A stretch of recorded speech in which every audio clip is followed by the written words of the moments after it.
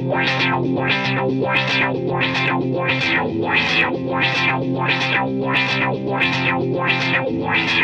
guys, welcome to Johnny 2.0. On today's episode, we're going to start by doing our weight loss counter. Bing! 49 and a half. Better than I expected, but, well, still a long way to go. Look at the other counter. Bing! Still well over 60, but we're getting there. And that's all we can expect to get. I've noticed as I've been on this diet that even my way of thinking about eating has completely reworked. To the point where even if I have a minuscule amount of stuff that people take as everyday food, I feel guilty about it. For example, a week ago, I had made some macaroni and cheese because, well, I have a small kid. He burns calories. Is a calorie incinerator is the best way to describe it. And so I made him some, nice fatty mac and cheese. I might have had 2 tablespoons. And I felt guilty all week about that, worrying about the scales. The fear that I'm going to go in the wrong direction is so predominant when I'm doing this, when I'm on this diet, that every time I step on the scales, I think back to, remember you had 1 potato chip 4 days ago. You did this, you did that. Because every diet I've ever been on has failed miserably. And I can't afford that to happen this time. It's so overwhelming that even in my dreams, I had a dream a few nights ago where I had went out and had a cheeseburger and fries and a soda. Everyone has eaten that. Well, most everyone at least. And in the dream, while I'm ordering it, I'm feeling guilt. To the point that in the dream, I didn't actually eat it.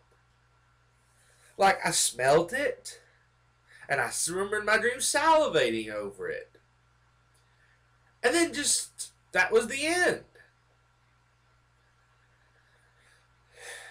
Maybe it's a plus. Maybe I've totally reworked the way I think about food. Or maybe it's my subconscious showing me that it's just the trap waiting to snare me. Because I've said it before, it's the addiction that wins. You have to eat to live, but you don't have to live to eat. And for the longest time, that's what I did. My days were literally planning my next meal. And now my days are, sadly, planning what not to have for my next meal. Maybe I sometimes share a little too much insight. Maybe I don't. I know we've all dealt with these weight loss issues in the past. Well, I know a lot of people deal with weight loss issues like this. Not a lot of people who get like this try to make the strides to go back the other way. They reserve themselves to be like this forever. I can't make that reservation. I mean, I know what's at stake here. I know what the next, let's be honest, 10, maybe 15 years will be like if I hadn't made these changes. And I'm not going backwards. I'm still striving, still maintaining. Sometimes I do have lapses of weakness where I just have to have this. But I said when I started this diet, if there was something I desperately wanted, I was not going to deprive myself of that, because that's how all my diets in the past have failed. Because I have not went through the steps to give myself the one thing I've wanted when I wanted it.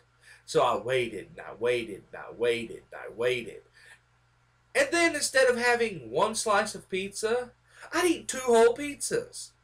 Yeah, 2 whole pizzas. Well, that throws that diet out the window. Thoughts, comments, they go below. Don't forget to like, subscribe. We'll see you next time on Johnny 2.0.